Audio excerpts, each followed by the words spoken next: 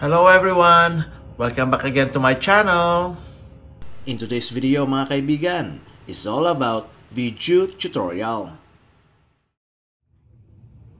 There are two possible reasons kung bakit ang ating power juicer ay hindi siya umaandar.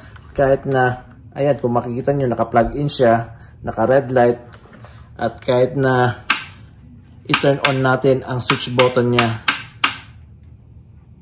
It's either this one or this one ang reason kung bakit ang ating power juicer ay hindi siya umaandar. Kasi itong dalawang ito ang dagdag safety switch at ipapaliwanag ko sa inyo kung bakit.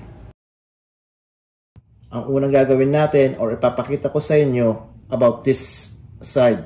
So, ang unang gagawin natin, ayan, tanggalin ang lid. Kailangan muna natin tanggalin itong pulp collector or juice collector.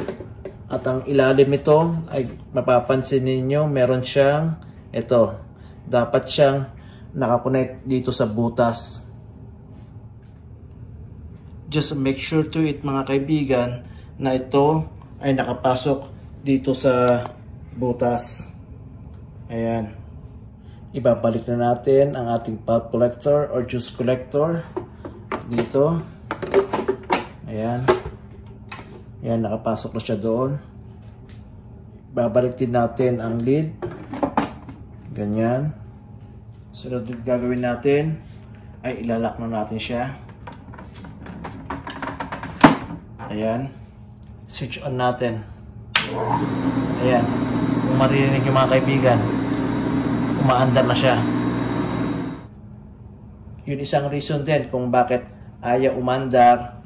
Dahil kung itong handle na to ay nakalagay lang siya dyan, at kung i-try mong i-turn on, ayaw siya umandar. Kaya dapat mong siyang isagad. Ganyan siya.